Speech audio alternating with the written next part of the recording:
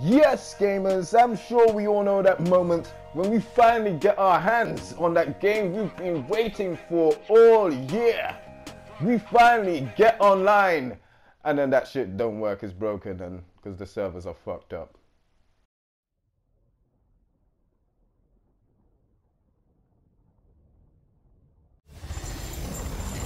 What's good, YouTube? It's your boy Axel Rose, the Shogun with the slogan, and if you don't know where it's been, you don't know where it's going. And today we are back with another news topical video. Well, this is actually more about the industry, so no disclaimer is needed this time. Okay, sensitive people, let's go. Bruh, you say journalists are doing the what now?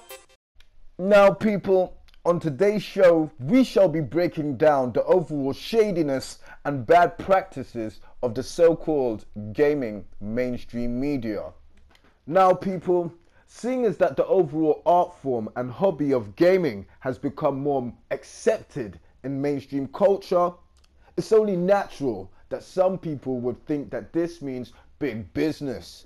But if we take it back to the old school, more journalists were actually rooted in the actual hobby and art of gaming itself. I mean, I remember my first console, the Atari 2600 Junior Edition, and gaming magazines were just different back then, you know what I'm saying?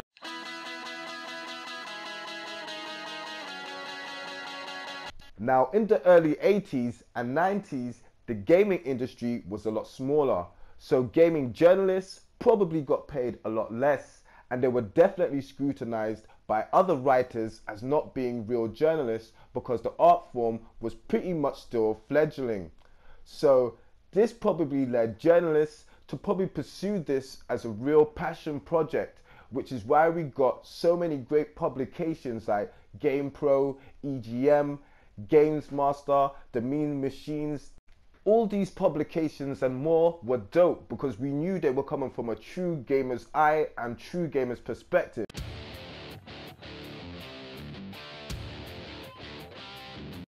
Now, people, take that period and compare it to where we are now, where we have games journalists claiming to be veterans and not even know which version of a game they're playing. We have people and gaming journalists claiming that the AI in a certain campaign is terrible and that it's uneventful, but still giving the game a 9. We also have gamers, game journalists being fired from their websites for giving an honest review of a game just because their website wanted to maintain their ad revenue. Shouts out to Jeff Gershman.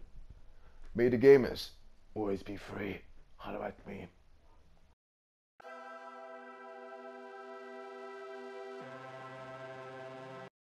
Now, corporate sponsorship changed a lot of factors in gaming, and unfortunately one of those things is the review. Back in the day, the review used to be handled with a lot more journalistic intent, not just because of favoritism or overall geekiness, but because gaming was not taken seriously as an art form. It took someone with real passion for the overall subject to convey it in layman's terms. So people who weren't gamers would be able to get and understand why a game should be bought. And right now, it's not so much about that. It's more about ad revenue and trying to get clicks to a site. Right now, most journalists, how can we even be sure that they're actually pro gamers or at least good enough to be talking about the game that they're reviewing? We have a lot of people complaining about issues of difficulty where they might not be difficult for you or I to execute certain things. Let's say the AI in Halo. Yes, the AI in Halo can be a little bit bad, but so far I'm not finding it that game breaking or frustrating enough to really complain about it in a review. And why do these so-called gaming journalists never ask the real questions? Why do they never ask what you or I are really concerned about as gamers?